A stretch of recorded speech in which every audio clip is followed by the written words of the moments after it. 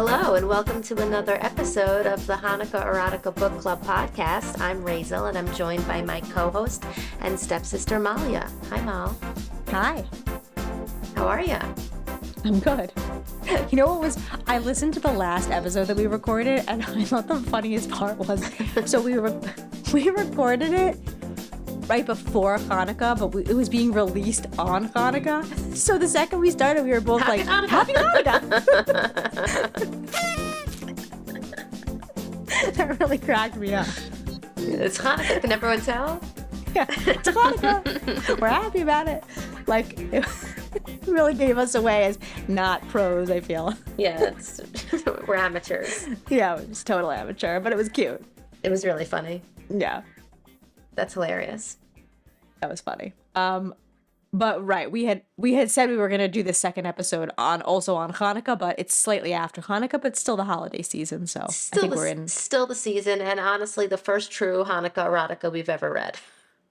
Oh my God, this is.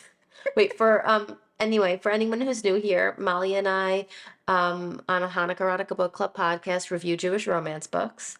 All Yes, we things do. Jewish romance, and we're stepsisters, and we've been doing this for 3 years now, Right. which is absolutely wild. And for this week's episode, we read Whisked Away by the Alien, part of the Holiday Heartmates series. It's available on Kindle Unlimited for anyone who is a Kindle Unlimited member. It's written by Julie K. Cohen. And I think that we should just quickly talk about the cover. Yes, let's talk about the cover. I feel And that we've also, been... Yeah. go on. No, you go first. Well, I was just going to say, you already said this is part of a series, and I think because I've read this on Kindle, Kindle has showed me at least one other cover in the series, which is a similar big alien on the cover. Giant blue aliens, right? Big blue alien. Okay, so this cover is a giant blue alien with horns, tattoos, a red apron. Interestingly, well, he's in a kitchen, and there are some like Christmas leaves. What are those called? They're like leaves and Yeah, berries. like holly. Holly, Is it thank mistletoe? you. Holly, or- holly. No, it's holly. It's holly, yeah. Thank you. Now, the reason part of why I think you read it on a Kindle is I don't know that this book is available in print. Ah, It might be, but it's definitely very, it's an ebook. it's I think niche. it's It's a it's niche. a niche. Okay. Now, in terms of genre, the reason I said this is the first true Hannukah erotica we've ever read, Uh-huh. it takes place during Hanukkah. Yes. It is dystopian sci-fi. Yep. Dystopian sci-fi. It was like a little Star Trek-y to me. Yes, it was dystopian sci-fi, but was it also fantasy? Or is it just dystopian sci-fi? Does fantasy? I don't yeah. think it was fantasy because there was nothing like I don't know. alien? I'm no expert, but I thought it was like fantasy has some kind of supernatural element to it. Wait, the alien who lives in her house coming to visit from another planet named No, but Zion? that's sci-fi. Like fantasy would be like elves and witches and things like fairies that. and fae. Fairies and fae. Okay. I don't know. Listen, prove me. I No, you fair. could talk me out of that No, distinction. I don't know. If anyone Very has an easily. opinion, hit us up. So it's like very heavy on the erotica, I would say. And because it takes place during Hanukkah, this felt to me like, oh, finally, Hanukkah erotica. Yes, this is right smack in the middle of our genre. We're back to multi-chapter sex scenes. I don't remember the last been a while. multi-chapter sex scene, but it's been a while. It's been a while, yeah, where they cut the chapter off, but they're still going. Yeah. Well, because it's multiple perspectives. You get the same events from different perspectives. So that's, Right. So our heroine in the story is Golda Birnbaum. Mm-hmm. I can't wait to just hear what you think about this entire book. Like these characters. What? I mean, I didn't hate it. I didn't hate it. Listen, it's out there. Like, it's very out there. It's about a dystopian society where there's still Jews and they're celebrating Hanukkah and there's like a big blue alien and you know, there's a He's lot of he, he's put in her house. He's stationed in her house from the planet Zion, Zayn. Is that a nod towards our Zion? might be. That might be. Right, I was wondering like what is this all supposed to be an allegory for? Like is this about like racism, anti-Zionism? Because sorry, the whole thing is that like there's been some kind of like cataclysmic event where Earth was invaded, right, by like evil aliens, and then they fought off the invasion after a lot of hardship. And so now people on Earth are very wary of aliens generally and Yes, just but kind of, I guess, prejudiced against them, right? yes, for sure. But also because we're in a dystopia, a post-apocalyptic dystopia, I would Yep. say. You Yep. know, like all post-apocalyptic dystopias, there's poverty and there's, you know, there's, you know, kind of, there's a word I'm looking for, but it's Yeah, like 10 p.m. rationing. They talk Yes, a lot about like rationing. rationing Thank you, food. Mal. Yes, You know, there's yes. like, for example, they're frying a lot of foods in oil because it's Hanukkah, but usually they don't get enough. They don't get oil. Oil's not one of the things that they get, Right. you know, There was because a lot of talk about having to create like makeshift menorahs during the like hard years. That was a little Holocausty to me. I feel like any yes, like makeshift menorah out of a potato, that's like, yes, but for there sure. was stuff like that. Not, it seemed like things had gotten better, like in the present where we find ourselves in the book. It's like the worst is kind of over, but there's still, it's not great. It's not great because also like they used to give each other gifts on every night of Hanukkah. I know we talked about that in our last episode about the appropriation of Christmas. I really liked that. But anyway, but then now they just do it on the last night, you know, because Right, things have changed since, you know, the events right. that changed the Basically, world. my family, the Levins are living in a dystopian future. Um, No, but right, exactly, right. They talk about that, and also there's like a whole thing about like subjugation of women, right? Oh Like yeah, lots of stuff going on there.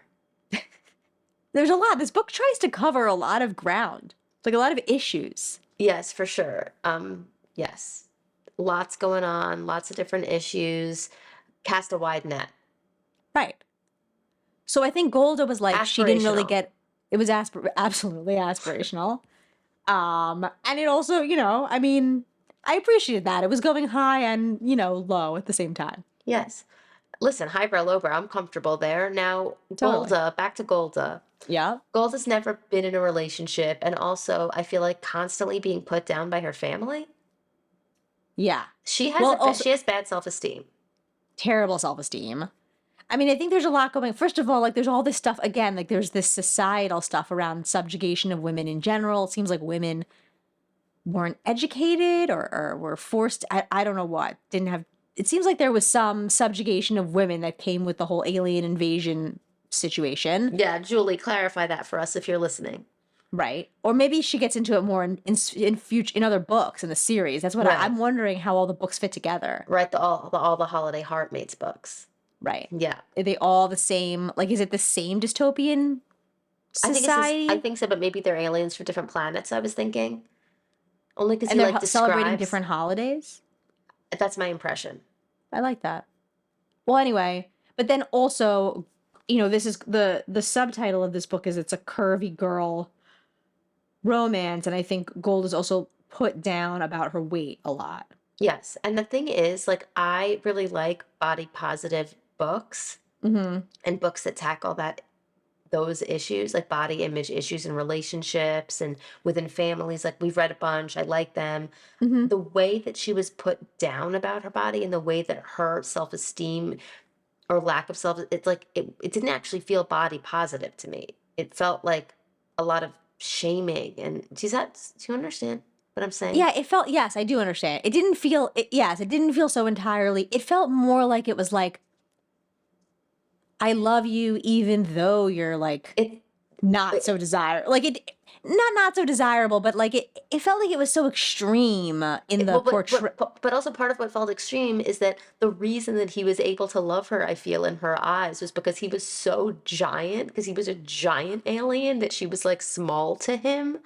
Right. This Yes, isn't. I yes, don't think yes. this is like me projecting. Like I think this is like Golda in the book. Like Yeah, yeah, she describes she that. There she was like in the sex scene, she kept talking about how she felt so like dainty because he right, was so right, and big. she wanted that because she had been self-conscious and put down about her weight her And the whole only way life. she could possibly get that was an An alien from alien. another planet. It's like really upsetting to me. It upset me. It just wasn't like it didn't make it for me. It wasn't like body positive because it was like I almost. see. It still kept that as like the ideal. Exactly that's what I'm trying to say. Right, I hear you. It's like in the movie. Wow, this episode. I'm so tired. She's all that and she's all that. You know, in like the Yeah, teen sure. movies when like the girl, the nerdy, artsy, quirky, weirdo girl only gets the guy when she like like goes through a makeover and then looks hot. Yeah, of course. It's like that's not really the right messaging. This Right. I mean, that was like the fatty. 90s. They don't still make movies like that, I don't, do they? But no way. But Yeah. like, but this is a newish book, I think. But it's like in Yeah, my yeah. impression, it's like this fatty. I'm saying it because of the way that she she described herself in the book, Totally. not because of me, Raizel, I get thinking it. this. That like the way that she was able to find love was because it was an alien so giant that he didn't find her to be fat, and Right. that fatness in from her perception hindered people finding her desirable. I don't think that should be the case. Like Of I'm course. into all bodies, but that's the way her perception was. And so that's why to me it didn't feel body positive, even though yes, it was a curvy girl romance. It was a curvy girl romance that didn't feel positive, body positive to me. Right. For me, the scene that like really, I don't know, I understand, like kind of felt like it was the didn't strike the right tone for me on this topic was there's a scene where Golda goes into a coffee shop with the alien. What's his name? Sten, yes, Sten? Stenikov Goes goes in by with Sten. Sten to a coffee shop, and everyone's like all the humans in the coffee shop are like horrified by this alien. You know, they're like they all they're fearful of aliens. So everybody's like, ah, and they run, everybody leaves. And then the owner comes out and is like, hey, like, why did you bring that alien in here? And you chased away all my customers. And they're like, we just want coffee, whatever. And then the coffee owner like looks at Gold and is like, well, I bet you could Right, eat enough for all of them or something like right, that. that's exactly. And they were like, and I was just like, first of all, like, I get that he like that seemed extreme to me. Like someone's really gonna come out saying something so vile like that, like right, like it felt like it was like here they are, the two like the dregs of society. They've found each other. Do you know what I That's it. mean? It's Like, all horrible. and I was just like, I don't know. I know that wasn't what was intended, but that was kind of that was the vibe that gave me from that scene. Because also there was also a focus on how fattening the foods of Hanukkah were. Right, And it's right. like I just want to enjoy the holiday and enjoy the latkes and enjoy the sufganiyot and not like and it's so fattening in the oil and this isn't our normal food because it's so fattening, but it's so fattening and normally this isn't a typical meal for us. This was a huge meal. It's like I don't want to talk about it. I don't want to Totally. read about it. Right. I want to celebrate, enjoy it, romanticize it. Right. That was a little You right. know what I mean? Her family was insufferable, I'm sure intentionally. Yeah, I mean, I also kind of felt a little bit like I don't know how like it was very Jewish, like it was Jewish stereotypes, and I don't know Yes, if they were entirely positive that's Jewish how I felt about stereotypes. that's what I mean. Like I think that it was intended like they did love her. I think you were supposed Yes. to feel that they genuinely loved her and wanted good for her, and they genuinely cared about her. But they were extremely overbearing. They were obsessed with her finding a husband. They were obsessed with her weight and appearance. Yes, yes, and they were just obsessed with like meddling in every aspect of her life in a very like stereotypical, almost like cartoonish way. Yes. But maybe the whole thing was meant to be kind of cartoonish. I mean, it is about a big blue alien. Yeah, it's about a big blue alien with, by the way, we forgot to mention, I know I've mentioned it 1,000 other times, two penises. Right. I also, I found it a little like I was having trouble with 3D visualization of what all this meant. Yes, okay. Also, I didn't understand, obviously, until I read it, that one was a pleasure cock and one was a mating cock. I hope none Right. of your kids are awake right now. I would die. No, no, no, it's fine. And I'm on headphones anyway. Right. So but there were times in the book where he was like, both of my cocks have risen. Although she didn't, a big part of the first sex scene, which by the way, there was a long build up. It wasn't like they Oh, jumped yeah. right They into did not it. jump right There in. was a long, which I liked. That was good. It was a Of good course, build up. slow burn, great. Yeah, it was good. They had like a long scene in the kitchen where they were like cooking together and they were kind of like stealing little Yeah. kisses and He like whatever. licked sugar off her neck at one point. He was licking Yeah, sugar that off I her liked that. neck. I was into that. Hundreds of pages before they had any. And yes, Right. but there was a lot of mention of his cocks for him. He was talking about them By the whole him, time. but Yes, then by him. in the actual scene, she like she all of a sudden sees them and is like, oh my, like, is appropriately surprised. Yes. Like this wasn't something she knew about. Okay, but I was delighted to learn about the friends. Oh my god. Okay. These cocks. I'm sorry, I'm literally crying. You were delighted to learn about them. I was delighted to learn that on these two cocks there was all of these raised black dots. I think it was only on the pleasure one. Okay, just on one. And they were called friends, Frens, not Right. friends, like amigos. Not friends, no. Caverim, not Not a caverim. coffee room. And what I liked about them is that she thought they were going to bring her more pleasure. In a sense, they did. But what their point was to reduce pain because it was so big. It was Right. going to hurt her. And they released something. I have to Some kind of read like more about them. lubricant or something. Yes, let me read about that. So happy. Please read about it, yes. I think they weren't called friends because when I look up Frens, nothing came up. No, they were called friends for sure. They were, right? I think they were. What did I search that didn't work? Let's see. Wow, I think it's searching something. Oh, other I than the did want to book. point out, I knew I had bookmarked one thing, and I did want to point out that there was a minor Jewish inaccuracy. Yes, please go ahead. When they're the first night in the book when Sten has just come to the family and they're cooking and everything, they're preparing to light the menorah. And the dad says, hey, where's the menorah? We have to light it before sundown. Right. Interesting. Incorrect. Right. Wait, I had another Jewish inaccuracy, which I don't know how many of our listeners will appreciate this, but I know one certainly will, and that's my mom. Which is that have you ever noticed that it's meant to always it's bagels and lox. Bagels and lox is the Jewish way to describe that food item. Sure. Anyone who's saying lox and bagels Right. is No, off. It's slightly off because it's incorrect. Agreed.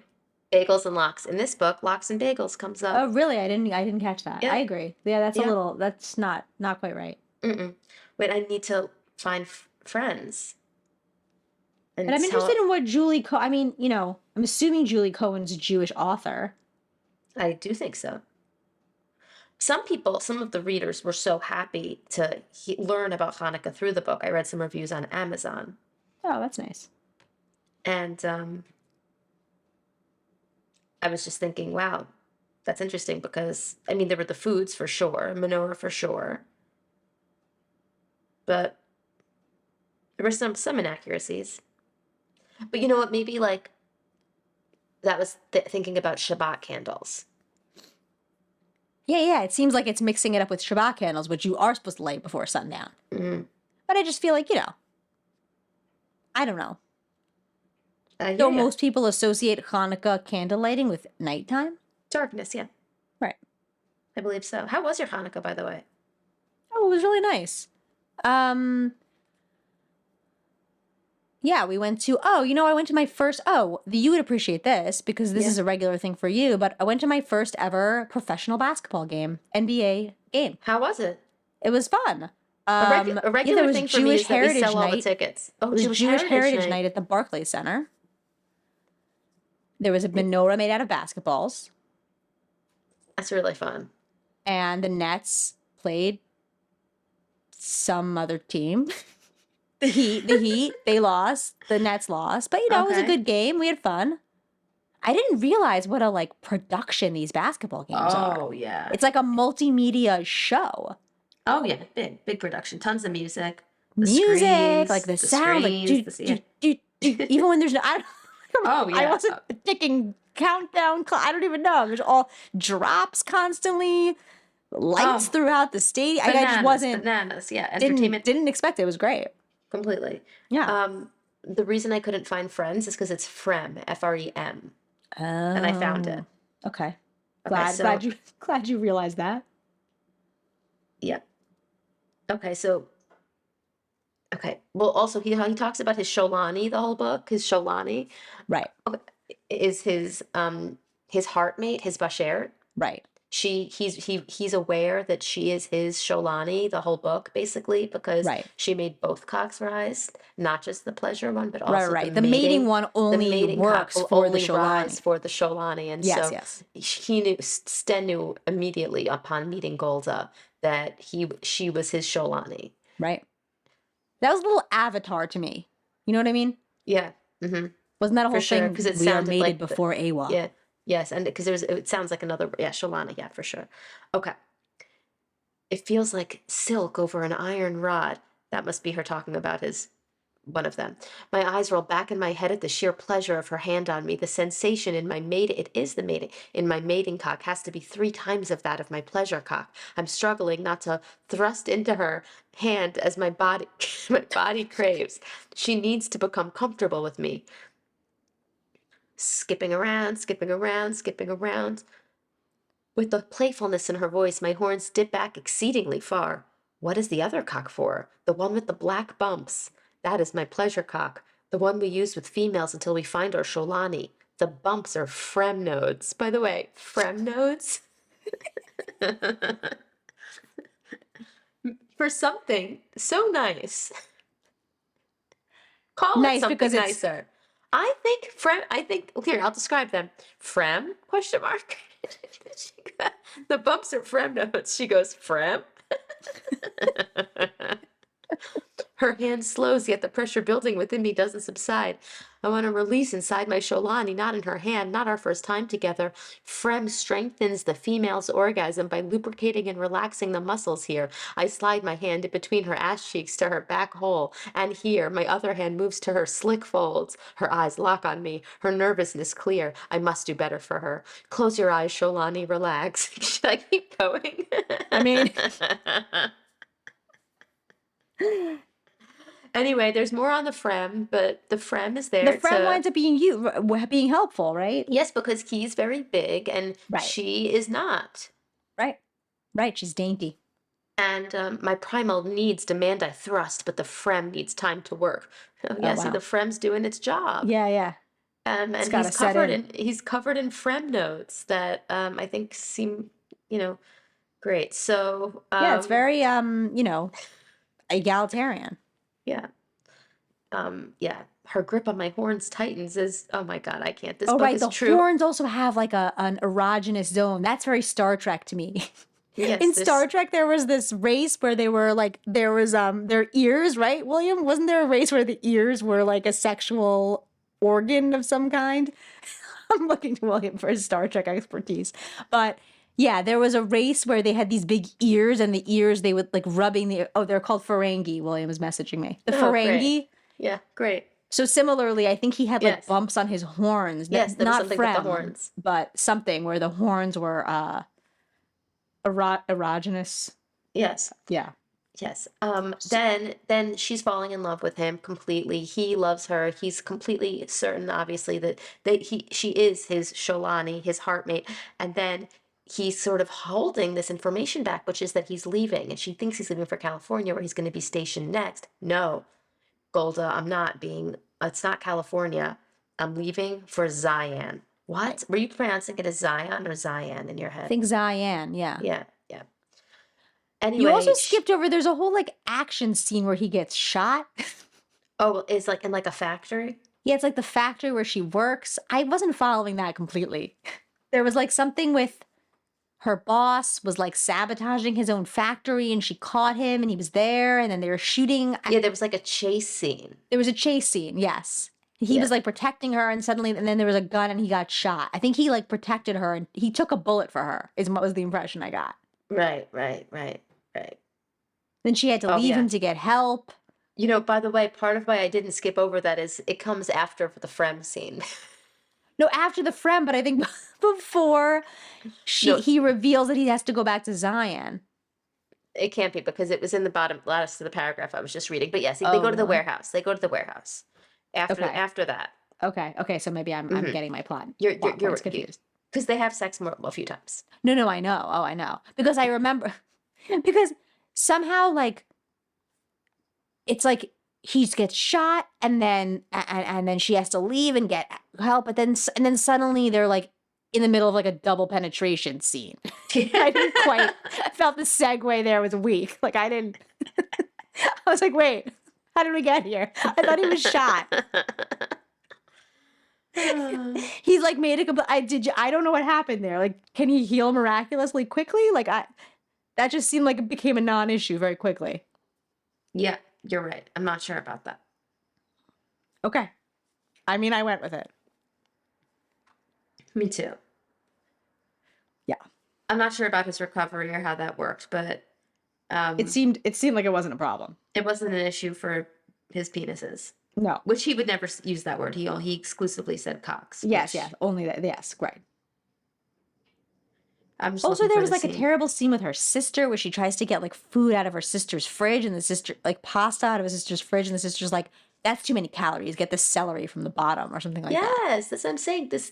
This whole I understand they were loving, and in the end they're like, we want what's best for you. We only want what's best for you. We want what makes you happy. This alien makes you happy, but like move to Zion, whatever you need to do to be with Yeah. him. You know, we love you, but like I don't know, they were very mean. It was very That was very over the dysfunctional. top, and she said it like in front of her husband and in front of the Sten. And it just seemed it seemed over the top.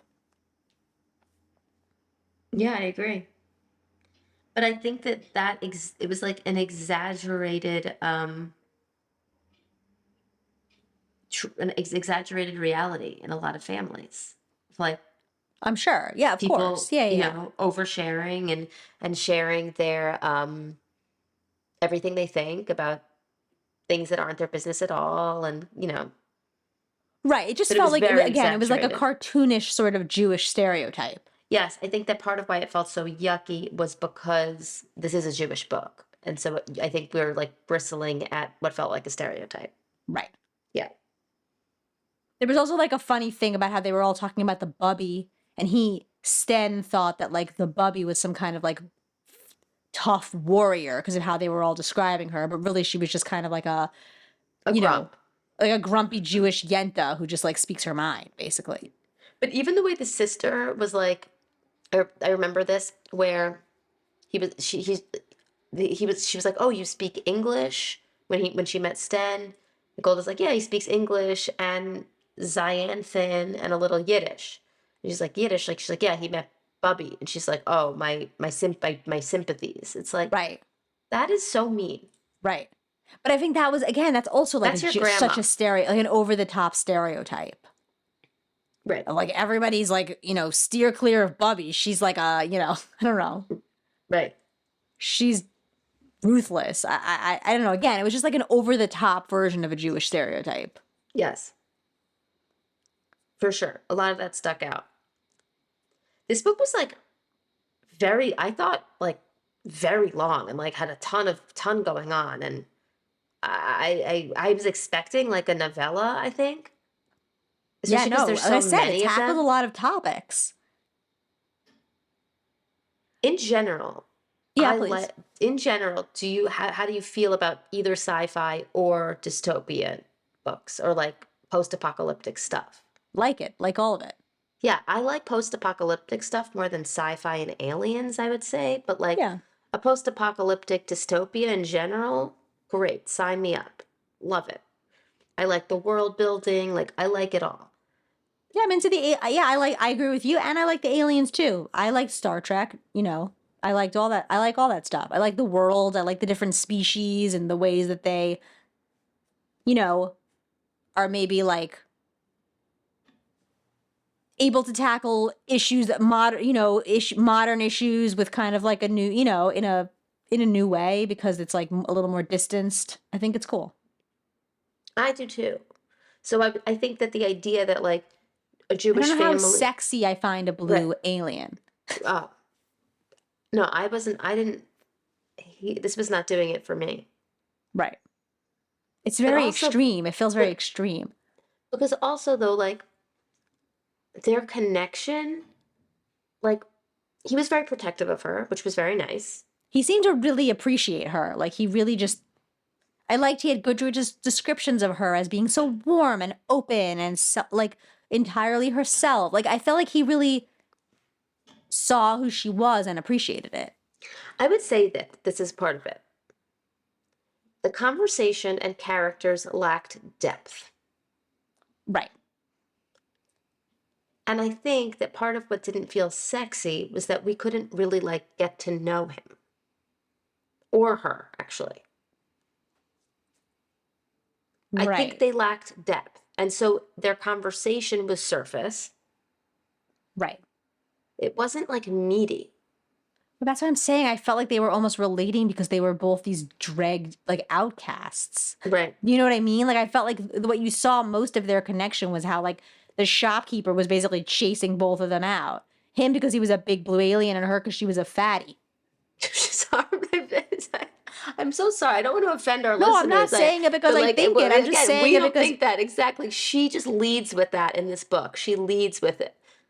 but that felt like a central point of their connection Yes. is my point. Yes. Is I think your point Yes. you're trying to make and I'm agreeing. It I felt like a agree. central point of their connection is he's like, I'm the only one who can see someone like you as beautiful. Like which I don't know is I guess it's supposed to be nice, but it actually feels kind of horrible.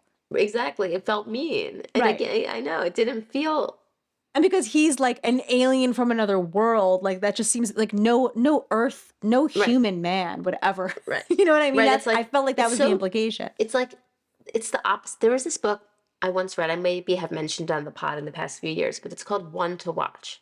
It was a rom-com. It came out over a decade ago. It was one of these reality TV rom-coms I like that was sort of like a fake bachelorette world where the bachelorette was a plus-sized bachelorette. Okay. And the connection in that book and the body positivity in that book is like so nice. And the connection is based on, first of all, the whoever she falls for, I can't remember the whole story. Like he loves her, he adores her, but also like he finds her very sexy. Like it's just like it does it so well. It's like truly body positive, and she is self conscious, but also comfortable, and also loves herself. Like this felt so different. Right. Right. One to watch, not a Jewish romance, but one I definitely recommend to our listeners. Sounds good. Yeah, it was very good. Also, You know, like, I and love then those she's reality a TV. virgin, right? In the story, it's like no man has ever wanted to touch her Right. until Thank this God guy. for the Frem. Until this giant alien Right. is stationed in her kitchen. Right.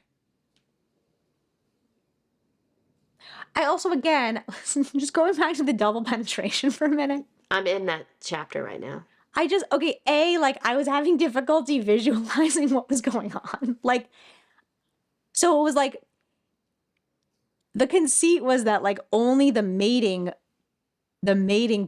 one, could get her pregnant, right? It was the only one that, like, ejaculated semen. So he was, like, trying to put that one in the butt. Yes. But then For- also, like, For protection. yeah. It's very Upper West Side. But I was like, first of all, I was like, wait, so which one is on the top? I was like, which one's on the top and which one's on the bottom? Like, I was having trouble visualizing how all this would work. And also, like, would this actually could this work? Wouldn't someone have to be sized very specifically, like, for that to work? Well, I couldn't understand where his were. Like one was Right. there was one on top of the other. Right, but, like, how far apart were they? Like, Right. I just It didn't was- get it. I couldn't visualize the whole thing.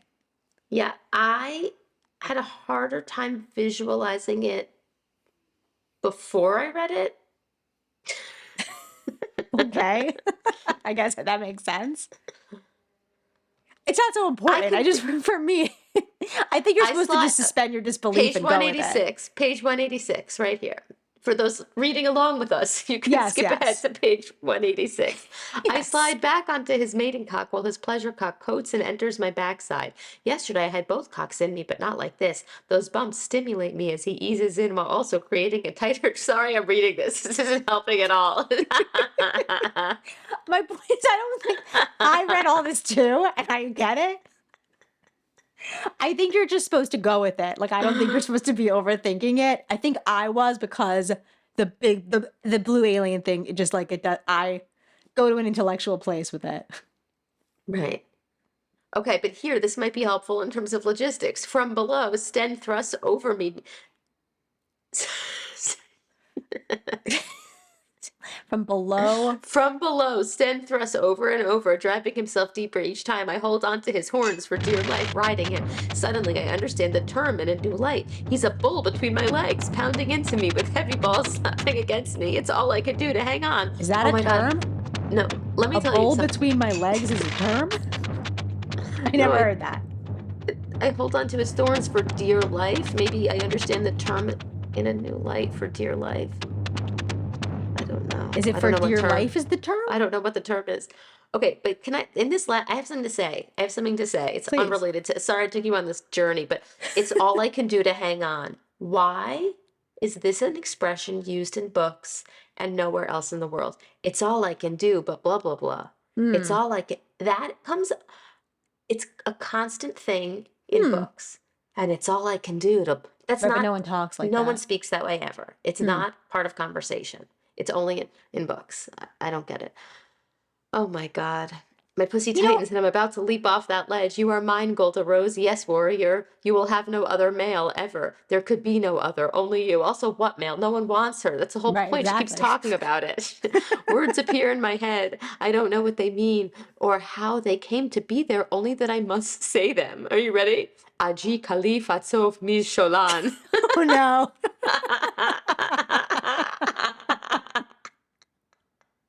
They just pop into her head. Oh, she has to say those words, right? It's like some kind It of. just comes to her and she goes, Aji Khalifa, so means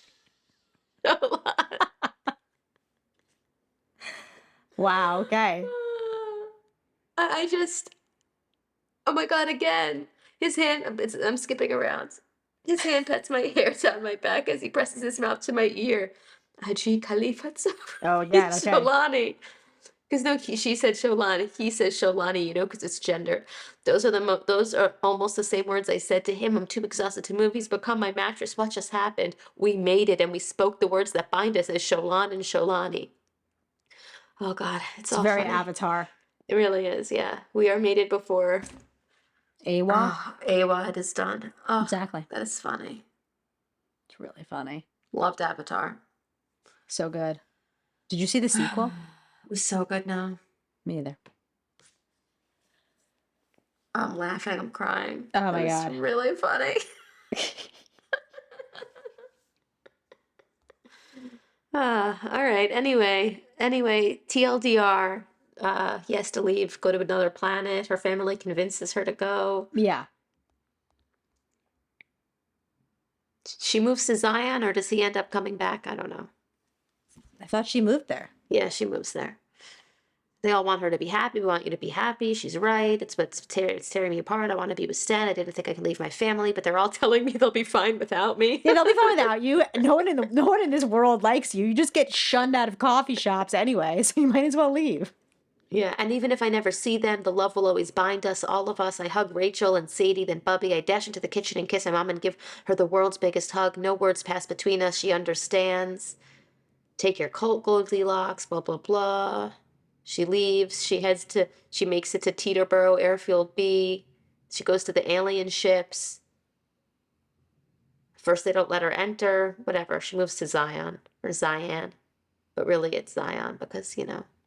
I like that Teterboro gets mentioned. Yeah. It's by the way, there's like bonus chapters and stuff. You have to like subscribe to the newsletter. No, I didn't subscribe to the newsletter for the bonus chapter. But wasn't it supposed to be like how she's doing on Zion? Yes. Okay. So she's doing great. He has this coating on his penis that makes Yeah, everything. she's loving it. He has Frem.